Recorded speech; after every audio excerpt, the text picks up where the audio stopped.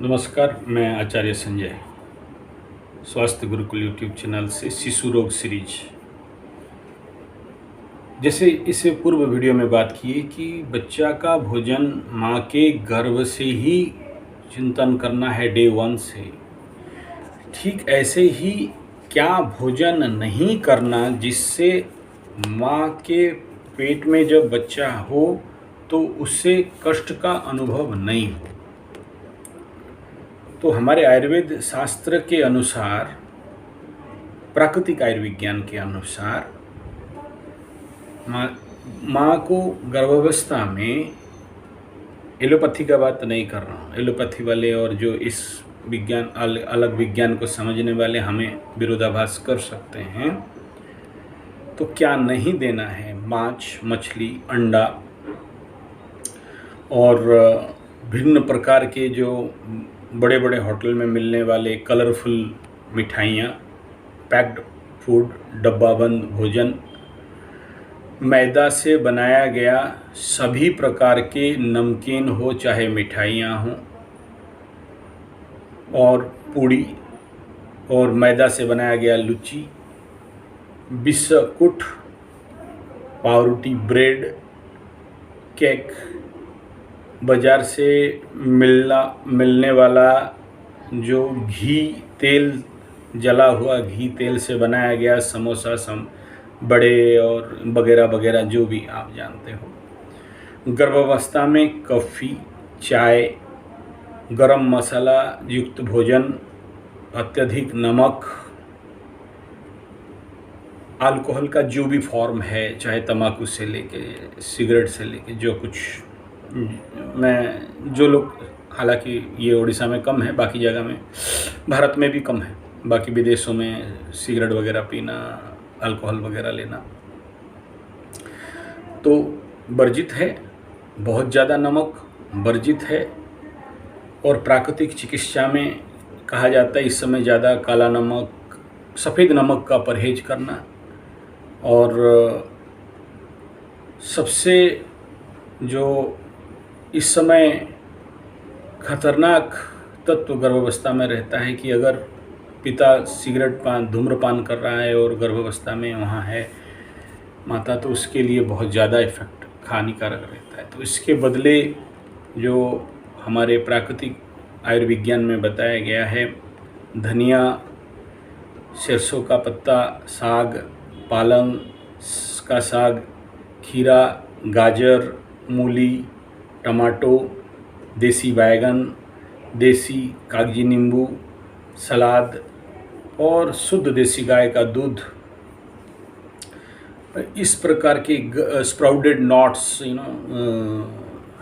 ऐसे आहार, स्प्राउटेड मूंगफली, बादाम, स्प्राउटेड मूंग, जो भी ऐसे प्राकृतिक तौर पे इस प्रकार के द्रव्यों का उपयोग,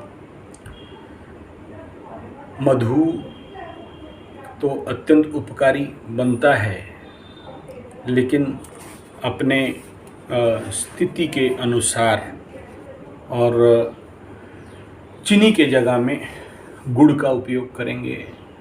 काला सफ़ेद नमक के जगह में जो हानिकारक है, उसकी जगह में समुद्री नमक, काला नमक, सेंधा नमक सबसे उपयोगी बनता है। और सफ़ेद मैदा युक्त भोजन से अच्छा चोकड़ युक्त, जो चोकड़ मिला हुआ आहार है, इस प्रकार के आहार का उपयोग अत्यंत उपयोगी रहता है। ऐसा आहार श्रृंखला बनाना जिसमें आज के डेट में जो फास्ट फूड है, हॉट डॉग, बर्गर, पिज़्ज़ा और जो भी बाज़ार में मिल रहे हैं पैकेट वाले, इस जीवा को खुश करने वाला चुट्ठापन वाला आहार, हालांकि मन तो करेगा, लेकिन अपने बच्चे का भाग्य, भविष्य, उत्तम स्वास्थ्य हेतु अपने मन को संयमित करते हुए ज्ञानपूर्वक, वरना ज्ञान विहीना पशु भी समाना, ज्ञान नहीं है तो गंदा कचड़ा तो मुंह में घुसाओगे, पेट में जाएगा, फिर समस्या बनेगा। और डिपॉजिट शरीर का मोरमेंट मैटर पे डिपॉजिट बढ़ेगा तो बच्चा के लिए हानिकारक रहता है। तो जो मातृ गर्भ में जो संस्कार बच्चा को मिलता है वो बाहर आने के बाद वो चीज़ें नहीं मिल सकता है। सोचिए 9 महीना में वो चक्रव्यूह को भेद करने का ज्ञान ले लेता है गर्भावस्था शिशु। तो इस समय अगर आप गंदा खिलाओगे, गंदा मानसिकता रखोगे, नेगेटिव थॉट रखोगे, टेंशन पे रहोगे तो बच्चा के ऊपर इफेक्ट आएगा।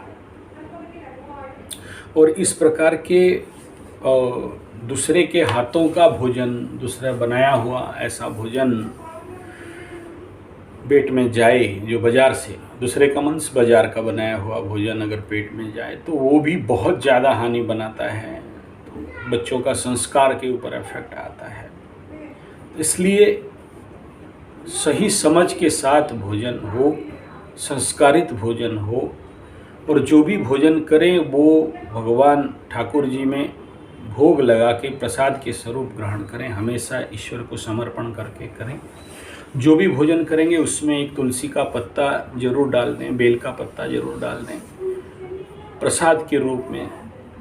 तो वह, और अगर एक बूंदा गाय का घी डालते हैं तो उस भोजन पे आपको तृप्ति प्राप्त हो, कॉन्टेनमेंट, तृप्ति, परिपूर्ण भाव। अदरवाइज ये रहता है कि ये खा लिया तो फिर ये खाएंगे, ये खा लिया तो फिर ये खाएंगे, इस प्रकार का थॉट नहीं। धन्यवाद, नमस्कार।